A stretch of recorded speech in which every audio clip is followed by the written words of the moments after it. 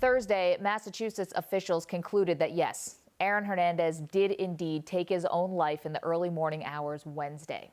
While that question is settled, others remain. Specifically, do the Patriots owe Hernandez's estate any money from that $40 million contract he signed in 2013? Now, why is this question coming up? Well, there is a legal principle in Massachusetts that says if a person's appeal is ongoing upon their death, it's as if the trial and conviction never happened. Of course, Hernandez's appeal of his conviction in the murder of Odin Lloyd had not been decided. Michael McCann is SI's legal expert. He joins me now. Michael, first something. In light of this legal principle, what will Hernandez's official criminal record now show? Maggie, his record will show, assuming the abatement goes forward, that he was not convicted of the crimes that he was actually convicted of. So his record won't be clear in the sense that there'll still be a record that he was charged with 2 sets of first-degree murder along with accompanying charges. But assuming abatement goes forward, and that process could take some time to play out, certainly the victims' families are going to contest it. But if it does go forward, the convictions themselves will be vacated from the record. Okay, this is a question that has been hotly debated over the last few days. Now that Hernandez is deceased, do the Patriots owe him any money? Maggie, I think the answer to that is no, and I say that for several reasons. First, as reported by Ben Volen of the Boston Globe, it appears that Hernandez and the Patriots reached a contractual settlement back in 2014.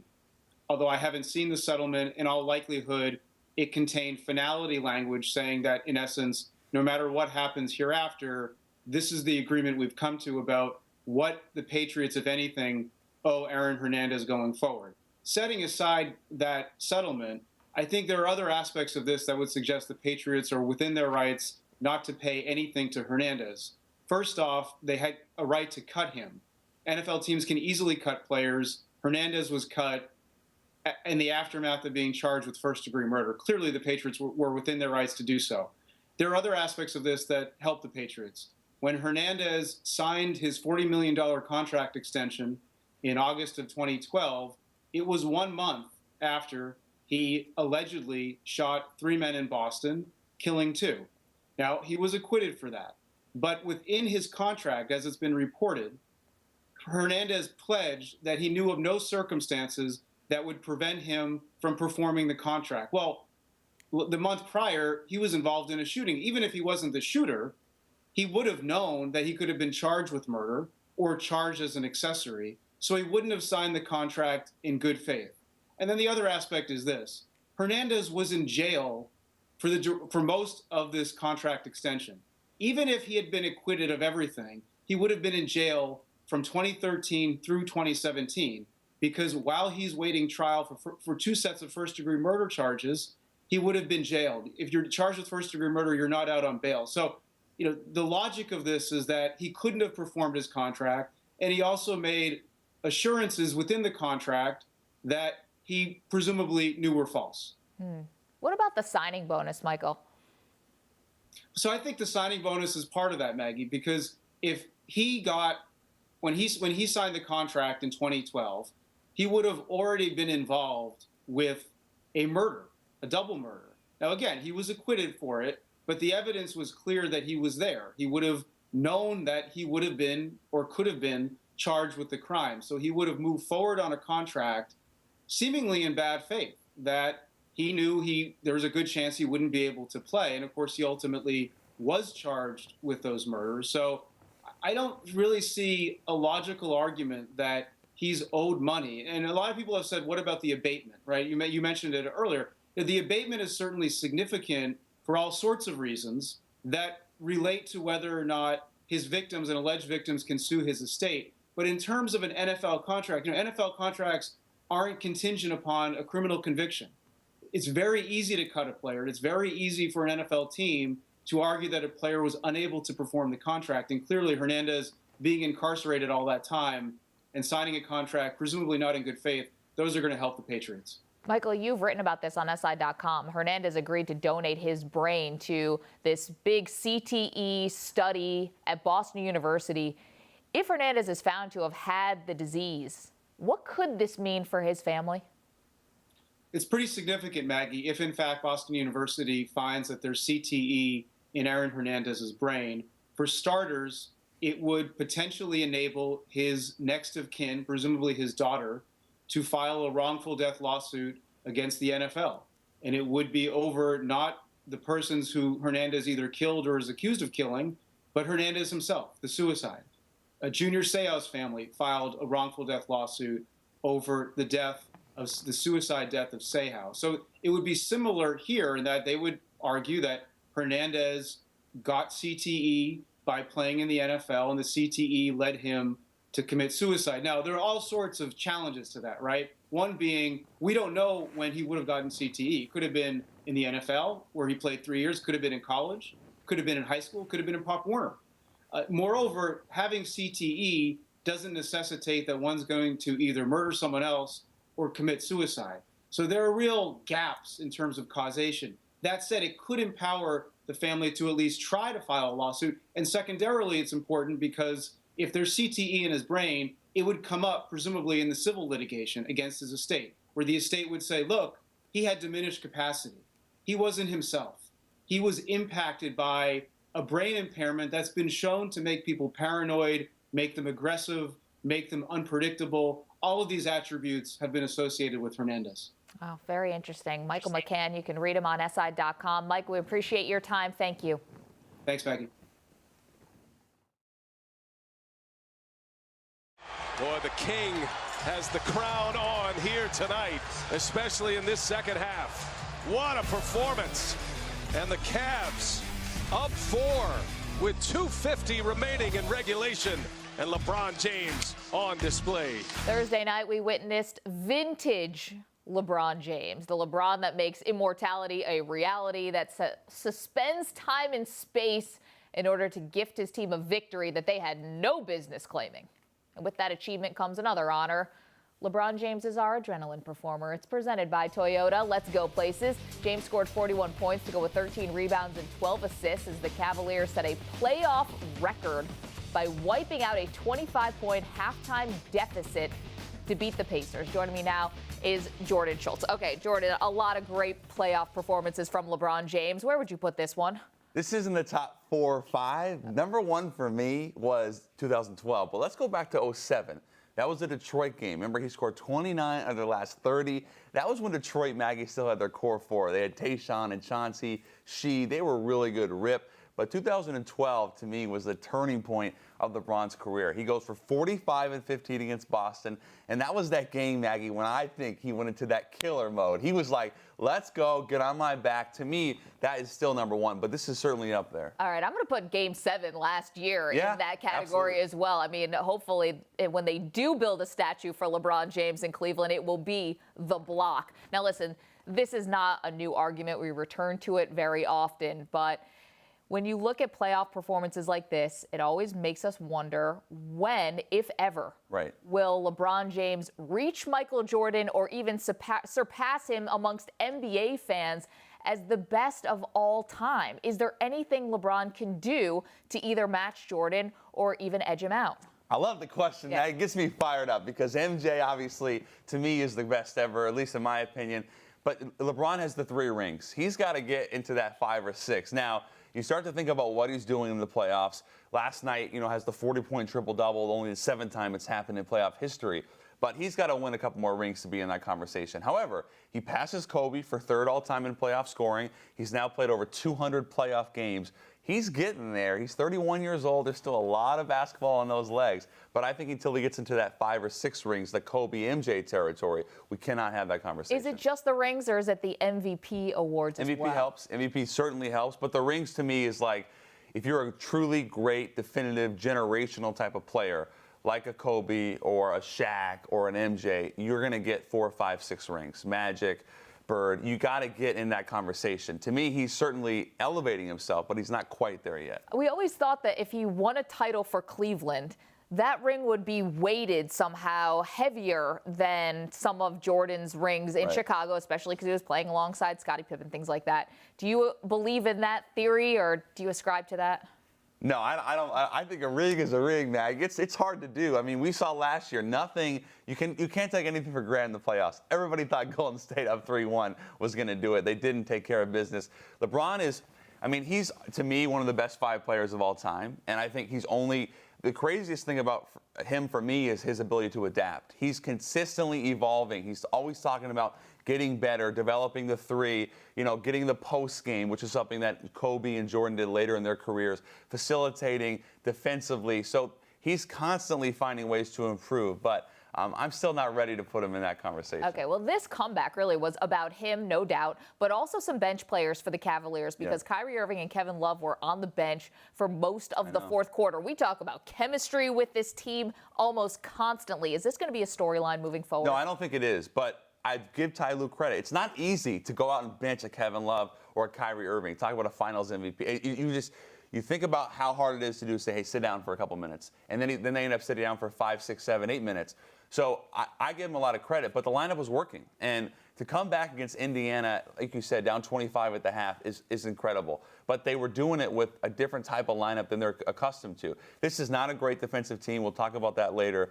I think what Ty Lue did last night was really hard to do, and I give him credit. It's not a controversy. They won the game. Okay, so on the one hand, this is a phenomenal comeback, and they are up 3-0 on Indiana, and that's an accomplishment. But on the flip side, they need a 25-point comeback to come back and beat the Pacers. So is this series showing you that the Cavaliers are the best team in the East? We talk about teams that just, can they flip a switch, Maggie? Right. Cleveland has done it. I don't know how they did it because they were really vulnerable this year. Wait, is Cleveland doing it or is LeBron doing it? Well, LeBron's certainly done it. And, somebody asked him last night, is this indicative of your leadership, your guys' ability to come back? And he said, we just kept fighting.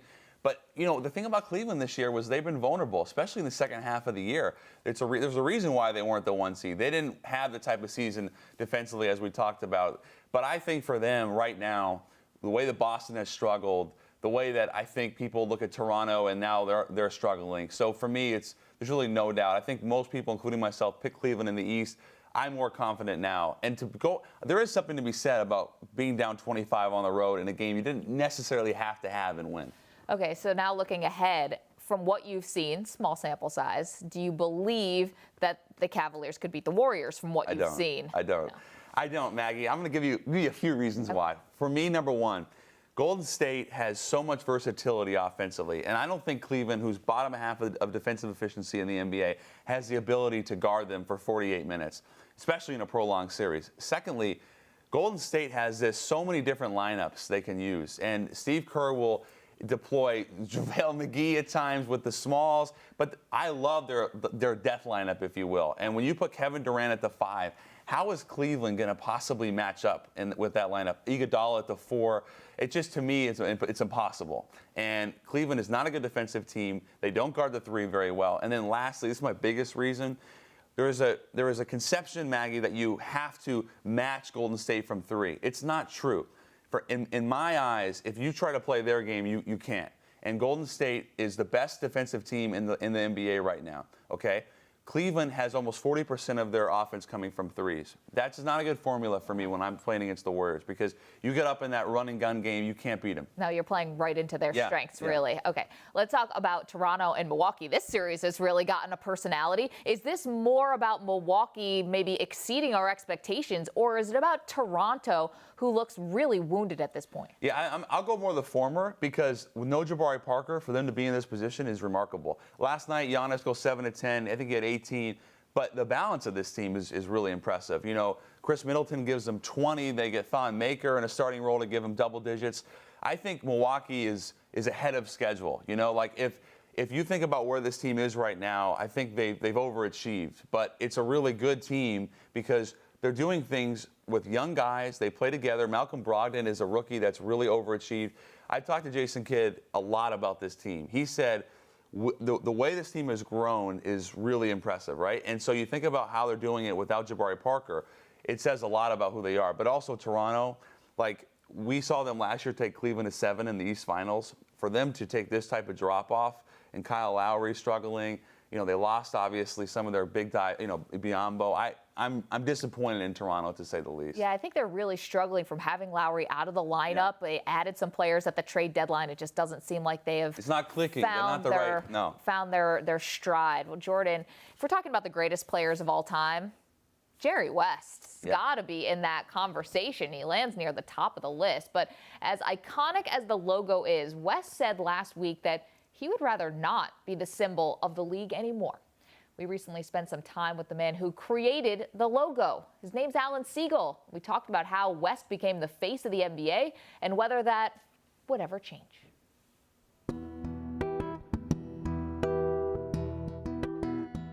Wanted it to have a certain tension. It had to be red, white, and blue, and it had to be used on a wide range of applications. I ran a project to create the new logo for the Major League Baseball to celebrate the 100th anniversary. I was really pushing a big design team to create a symbol that was dynamic and really represented baseball as the all-American sport. There was no player in line, but a number of players wrote me and asked if we based it on them, or could we say that it was based on them. Harmon Killebrew wrote me a couple of letters, and I spoke to him, and he was most gracious about it when I said it wasn't him and we would not be able to say that it was. NBA's reputation was being adversely affected by drugs and other things, and Commissioner Walter Kennedy wanted to have a symbol for the identity for the league that was a companion piece to Major League Baseball, the all-American sport. We probably did about 30 different takes, from multiple players with their hands above the rim to stylized shooting. While I was doing it, I went to Sport Magazine and I found this picture of Jerry West. And I had grown up, as a great fan of the NBA and Jerry West, and I thought this picture that I found of him dribbling up the court was very elegant, very classic, showed a dynamic motion, and I used that as the basis for designing the symbol. They immediately gravitated toward this design direction, and it was approved and put into use. The media picked up on it, and then it became a cause célèbre because Jerry was uncomfortable with being the symbol. I had a number of meetings with Commissioner Stern. I met him socially and told him that both of them didn't want the symbol to be associated with a player. And Commissioner Stern said, I've never seen anything to document that it's based on him. Finally, the LA Times about 10 years ago did a major article about it. And he asked to see my files, and I showed him the files of all the things that I'd done, and he finally sort of acquiesced. Naturally, be doing due diligence the way he did things, he certainly considered, are there other things that we can do since West is uncomfortable with it? Is there a different expression that might be better? The basketball pants aren't as short as this anymore, and the styles are different. And he looked at all the other things, and he agreed that this was the best approach, and it had already tremendous worldwide recognition, and there was no point in making any changes.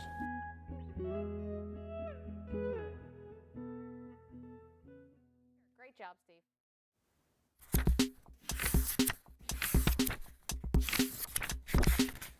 The Champions League semifinal matchups were announced this morning, so SI senior writer Grant Wahl is here to break it all down for us. All right, we get a rematch of last year's Champions League final between Real Madrid and Atletico Madrid. Real won last year in penalty kicks.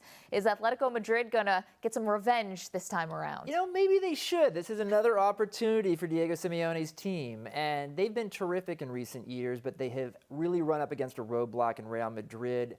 Atletico has gone out in Champions League to Real Madrid the last 3 years. Could be 4 in a row here. They faced each other in 2 finals. This won't be a final. This will be a semifinal over 2 legs. Real Madrid going to be the favorite here, but Atletico's going to make it tough for them. Okay, this is an all-Madrid affair. How intense is this rivalry becoming? It's not Real Madrid-Barcelona, but clearly a big rivalry game in Madrid, and it's a crosstown rivalry. And so, these guys know each other really, really well. They even know each other off the field. They're in the same city together. So, very high-level stuff. I think sometimes Atletico gets a little bit undeserved reputation for being sort of defensive only. They've got some terrific attacking players, Antoine Griezmann, Yannick Carrasco. You look, Saul Niguez. I mean, really good players that I think can score goals against Real Madrid and give them a run. We're looking forward to that semifinal. The other semifinal matchup is Monaco against Juventus. Of course, Juventus known for their defense, stifling. Can they use that to prevail against Monaco? I think they can. You look at what Juventus did against Barcelona, not giving up any goals over 180 minutes, which is just incredible when you think about it. And, I'm also glad that Real Madrid and Juventus, the two favorites, didn't draw each other in the semifinal. I felt a little bit as a neutral, like it was unfortunate that Bayern Munich and Real Madrid ended up meeting in the quarterfinals. Those were the two favorites in the tournament. So at least at this point, we can still get a Real Madrid-Juventus final. And if one of the other teams gets there, they will have beaten one of the favorites. Juventus-Monaco should be, I think, very interesting because Monaco has this really young attacking group out there. And they're a lot of fun to watch. They don't defend that well themselves, which I think is going to be a problem for them in the end. Let's talk about one of these young stars for Monaco, and that's Kylian Mbappe, who's become this household name, really, amongst soccer fans. What are you expecting from him in this matchup, and where would you rank him right now in terms of young talent in the world of soccer? To me, right now, Kylian Mbappe is the best under-20 player in the world. Wow. And there's quite a few players to choose from who have done well in Champions League, none better than him, though. And it's so fun seeing a young player emerge who scores goals, who's really exciting, and suddenly becomes, really over the past season, the best prospect in Europe. And I don't expect he'll be at Monaco for very long. I expect one of the top clubs in the world to buy him. But it's kind of cool to see Monaco get this far. They're a great story. Nobody thought they'd get to the semifinals. And I don't think they're going to win Champions League, but they're capable of winning Champions League, and he's a big reason why. He's scored in 4 straight Champions League matches. Okay, before we let you go, we have to break down the Premier League because we have Tottenham and Chelsea to square off. It seems like just a few weeks ago, this was Chelsea's tournament to lose. How did Tottenham close the gap? Well, they're within 4 points now in the Premier League after Man United beat Chelsea last week. Tottenham's in a great run of form. Now they're meeting Chelsea in the FA Cup semi-finals this weekend, and so I think right now, form-wise, Tottenham is a better team than Chelsea, and we'll have to wait and see what happens in this one-off FA Cup semifinal. But then, as far as the league is concerned, we do have a race now. But if you look at the remaining games that Spurs have and Chelsea have on the schedule, big advantage to Chelsea. Their next 2 league games are probably their biggest challenge. They've got Southampton and they've got away at Everton. But if they can get through those games with 4 points or more, I think Chelsea's going to win the title. Okay, so you think Chelsea can win the Premier League as well? I do. I think Chelsea's a pretty clear favorite, even though we have a closer race now than maybe we thought we would have. Just a great run by Spurs, but I think they're looking at yet another second-place league finish, just like last season behind Leicester. Wow. We're looking forward to a lot of drama in the world of soccer, a lot of fun matches to watch as well. Grant Wahl, really appreciate it. My pleasure. It's time for SI Now's Weekend Drive presented by Toyota. Let's go places. Our first stop takes us to Chicago for the NBA playoffs, and an upset is brewing. The number 1 seeded Celtics are down 0-2 in this series. Dwayne Wade understands his team could make history, and they'll have to stay focused to do so. When you come into the playoffs like this and you get wins, together, it feels good because no one gives you a chance. You know that your success comes by what you guys do together and what you guys believe as a group. And we all believe in each other, and that's led to us playing a lot better of late. This is Wade's 11th consecutive playoff appearance, his first with his hometown Chicago Bulls. Next, we head to Canada for some playoff hockey. The Senators are on the verge of clinching their first-round series. Ottawa defenseman Ben Harper is focused on finishing out the series and advancing to the second round for the first time since 2013. Every game is gonna get more difficult from here on. They're gonna come out and they're gonna be desperate, and they're definitely gonna have a push for us. So I think the key for all of us is just staying calm and sticking to our structure. Things are looking good for Ottawa. The Bruins have been down 3-1 in a series on 22 different occasions in their history, and they have never come back to advance. Lastly, we head back stateside for more NBA action. Milwaukee has taken a 2-1 advantage over the 3rd-seeded Toronto Raptors. Guard Kyle Lowry is embarrassed by his team's performance and sees Game 4 as a must-win. It ain't over. It sucks right now. It's a terrible night right now. It's a terrible feeling the way we just got our ass beat. it's a terrible feeling. So we better pick it up. If not, then it's going to be a terrible feeling again. The Bucks are looking to win their first playoff series since advancing to the Eastern Conference Finals in 2001. And that's what's in store for this weekend.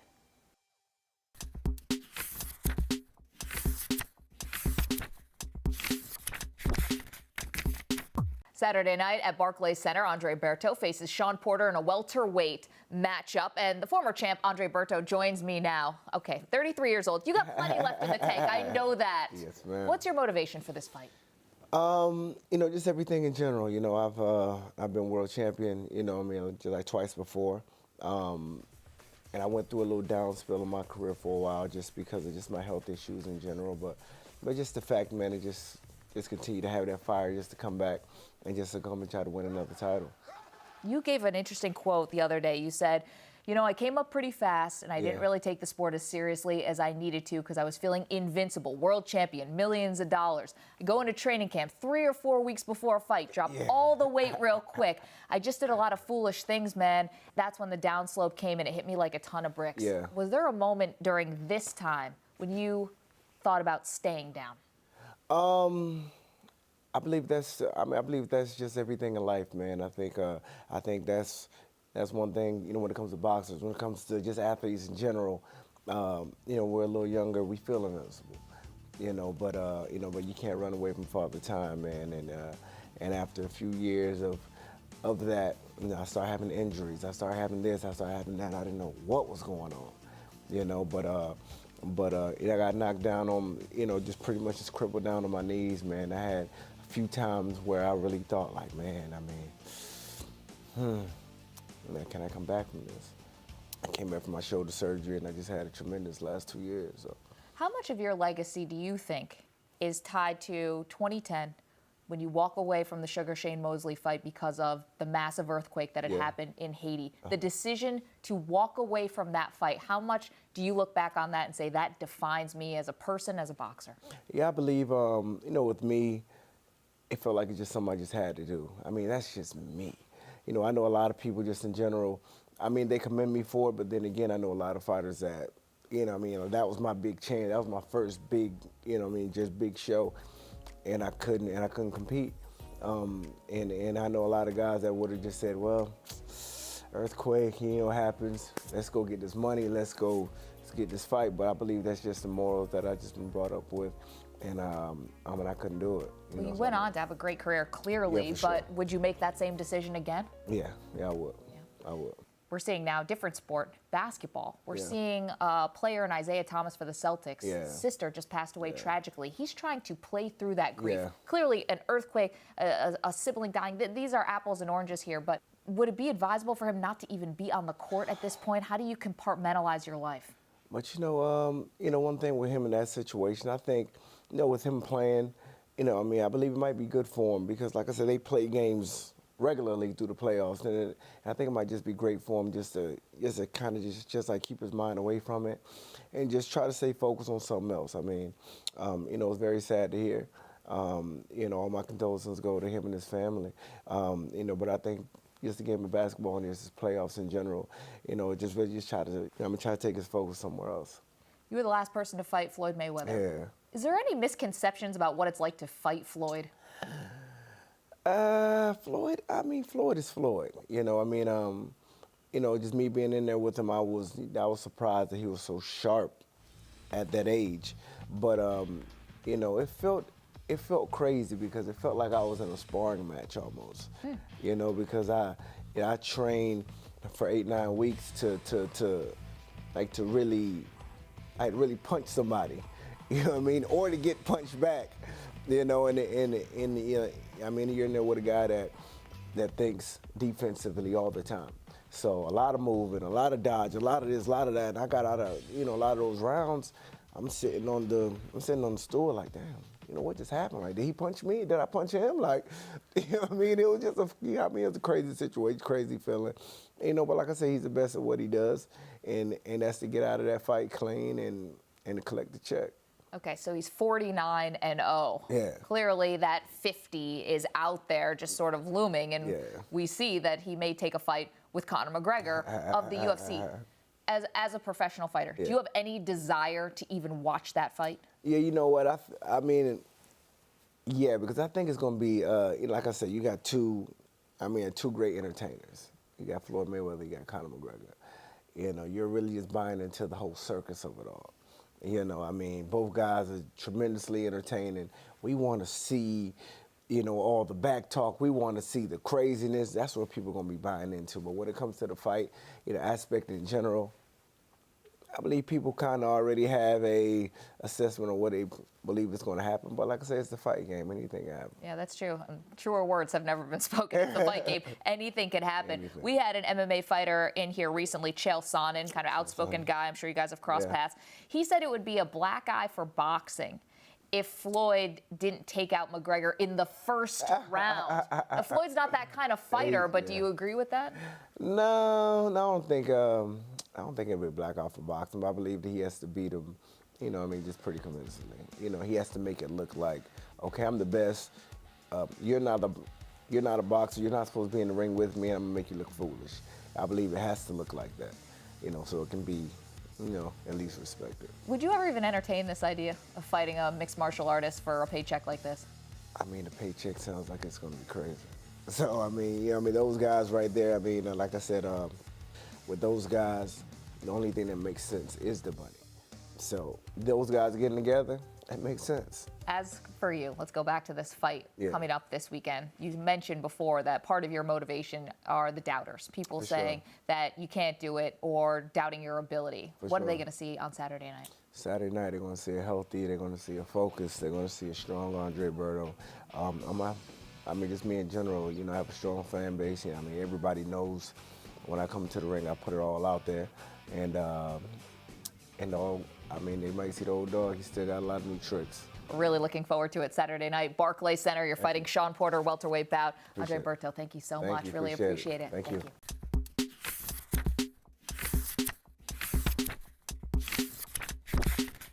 All right, that puts a bow on this Friday episode of SI Now. We'll see you back here on Monday at 10:30 a.m. Eastern. But until then, keep up with the latest sports news on SI.com. And don't forget to follow us on Twitter at SI Now Live. Enjoy your weekend. We'll see you on Monday.